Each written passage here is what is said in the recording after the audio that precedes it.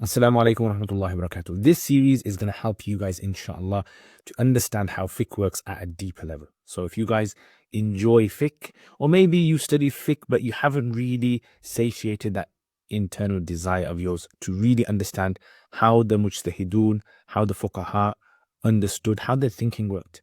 So this series, inshallah, is for you guys. My name is Yaqut Zaman, by the way. If you haven't watched the previous videos, I think it's about 4 videos we made so far, then please check those out. And maybe you want to leave a comment, maybe you have a question, inshallah, that I can address in future videos. Today, I'm going to be talking about this idea of وَأَيْدِيَكُمْ إِلَى الْمَرَافِقِ. Right, so wash your arms up to the marafiq. The marafiq is the elbow. Right, so you wash your arm to your elbow.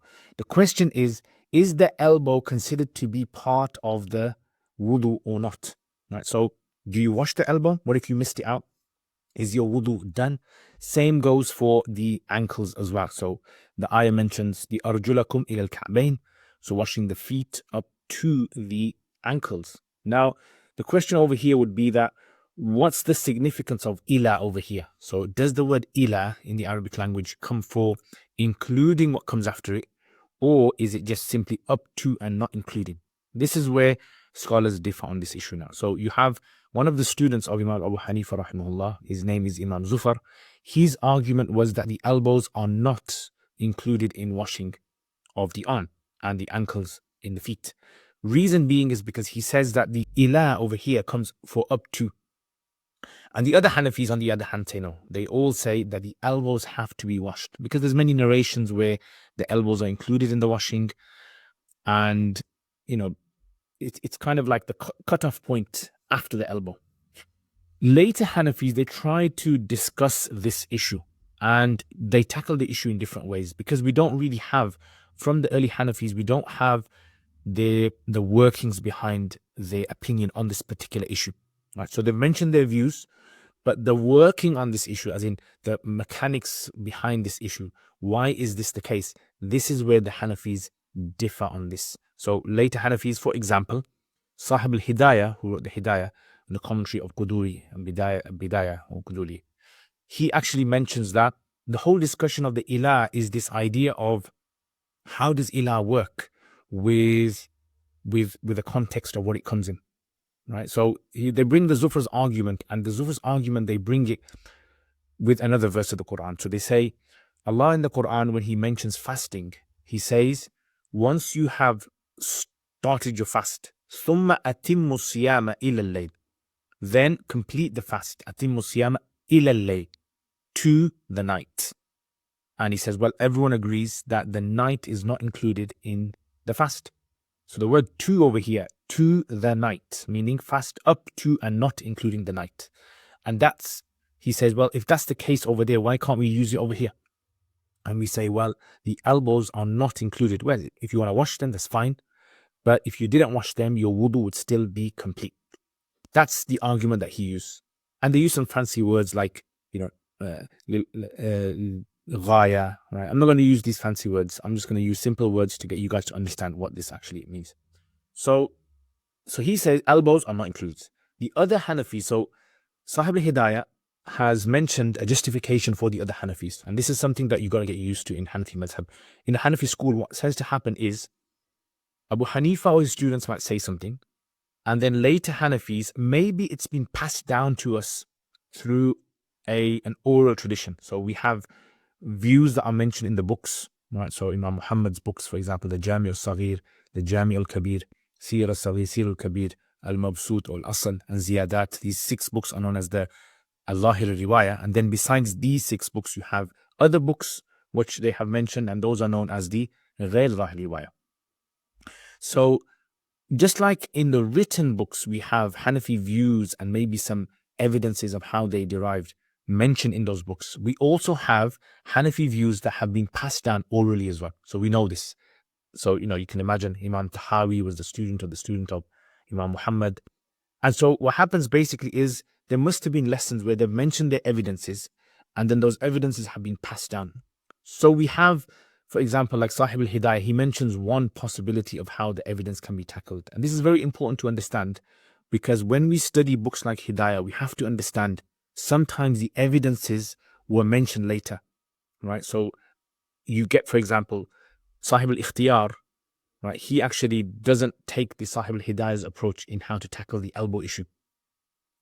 And so this is interesting because it shows us that various Hanafis were trying to look at how can we possibly use evidences to support what Abu Hanifa and his students have said. So he says that, this is what Sahib al-Hidayah says, that, well, the idea is if you mention the entire limb, right, and then you mention ilah comes for cutting off, right, cutting off. So when you say, for example, wash your arm, which arm means from your fingertip to your shoulder or your armpit. So wash your arm to your elbow, that would mean the elbow is now the cutoff point, and anything beyond the elbow would not be included, right? So this area over here would not be included. So the idea is that the elbow is considered like the cutoff point for the rest of the limb. And this is also in the ankle as well. So when Allah says wash the arjul, rijal means from your toes all the way up to your hip. So technically your rijal would be the whole leg itself. But when Allah says the ka'ab means the ankles, right?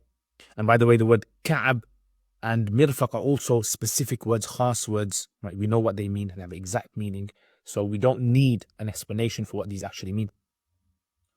The only thing that I would say is that the ka'ab, this is just on a side note, the ka'ab itself, Imam Muhammad has mentioned in Kitab al-Hajj that, the word ka'ab can also be used, but that's in the chapter of Hajj and Haram, for the lace bone of the foot, right? The lace bone of the foot. So it's very important to understand how Hanafis use certain terminology in different chapters in different ways, right? And inshallah, when we get to that, I'll explain more about this. So let's say, for example, like we take, go back to this then. So we take the leg and we say, wash the leg up to the ankle. So that would mean everything beyond the ankle is not meant to be washed.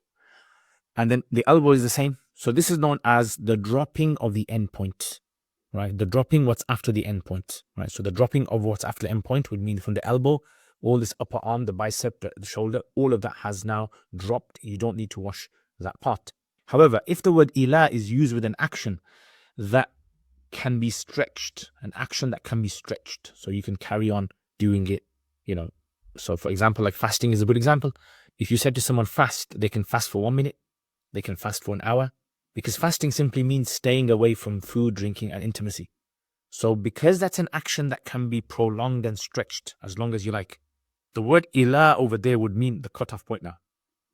So in other words, if you said carry on fasting to the nighttime, that would mean the night is not included because you're simply stretching something and stopping at that point, right? Like an elastic band. Imagine elastic band you had and you stretched it all the way and I said to you, stop at this point, and you stopped it at this point, right? And then whatever's after it's not included.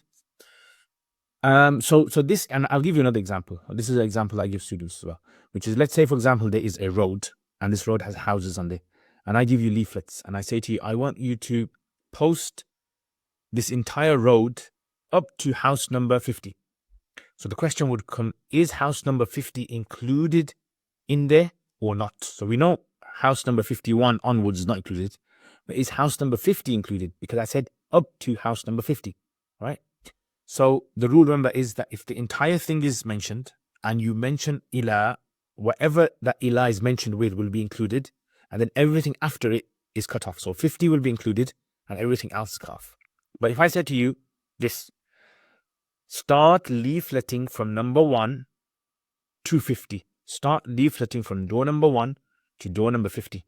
So now, because it's an action that can be prolonged, like an elastic band, you can stretch it. Door number 50 is not going to be included. That's what the argument they bring.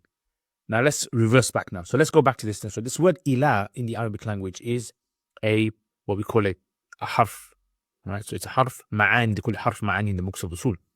And harf ma'ani are khas words. They have specific meanings, but those meanings can actually be applied to figurative meanings as well. Right? So ilah can be applied to figurative meanings. And this applies to many of the letters. That's why, for example, Usul al-Shashi or any book that you might have studied has a whole chapter simply on huruf al-ma'ani. Wawun and fa and ila and thumma. Right? And it goes on. And this shows how the language is again very important according to the Hanafi scholars, right? They're very particular about why did Allah mention ila over here, and He mentioned that word. There must be some reason for it. So again, this word ila, wow as well is another one. The Arabic language, wow means to bring things together, right? And when we talk about the idea of do you have to wash each limb in wudu one after the other? Well, the Hanafi say, well, the word wow is mentioned, and wow comes simply for combining things, right? So combination. So when Allah says, wash your face, wash your arms, dip to your elbows, wipe your head, wash your feet, does that mean He wants us to do it in that order? Well, if He wanted that order, wouldn't He have used a word that would mean sequence like fa? Fa means at-ta'qib ma'al wasl, as in something that comes after the other immediately. So if Allah has said, wash your faces, اغسلوا وجوهكم فأيديكم إلى المرافق فامسحوا fa, that would mean we would have to do them in sequence, in order. All right, so I don't want to go too much into this, but I just want to show you how it's very important to learn about these huruf and how they impact fiqh ahkam, so rulings. Now, just on a side note, because there is an ikhtilaf now in the elbow issue, right? Hopefully the next lesson I'm going to be focusing on the sunnah, right? I think I've kind of covered the main points that I need to cover. We're going to move on to the sunnah. The elbows, because there's an ikhtilaf amongst the scholars, any ikhtilaf that comes now, the elbows cannot be counted as being at the same level as the rest of the arm. So therefore, remember I told you about evidences. When we deal with evidences, you have categorical evidences and then you have less categorical evidences, right? So any evidence in which there is a valid, legitimate difference of opinion that has appeared, the ruling of that slightly becomes less. And we're going to learn more about this when we talk about the concept of or I actually did talk about this if you remember the head issue, right? Ziyada al-kitab. We talked about this issue of the adding to the kitab. We'll talk more about that, inshallah. If you guys are interested in that, let me know in the comments, because sometimes, I can go on about something I don't even realize that this might be something that you're not interested in, or maybe it's something that I covered before and you kind of want to move on. So let me know in the comments what you guys think of that. But the point I want to make is that because of this ikhtilaf, this is why the elbows issue would not be at the level of the fard, of the normal. So it'd be fard, but it'd be a lesser fard. We call this fard amali, right? So you have two types of fard. You have a higher fard, which is like categorical, as in, if you deny that, then you're going to get in trouble. But the other one is like a lesser fard, where there's a bit of room for difference of opinion. All right. So inshallah, let me know what you guys think of that. So the summary of the lesson, like I said, we're discussing this whole discussion of whether the elbows are included in the wudu or not. And again, it's very important to understand the significance of language, I would say. If you are a student of knowledge and you want to really focus on improving your understanding of fiqh, language is serious, right? Seriously, focus on language, inshallah. And that's it, guys. Hope you guys enjoyed that. And let me know what you'd like to see in the next one. Assalamu alaikum wa rahmatullah.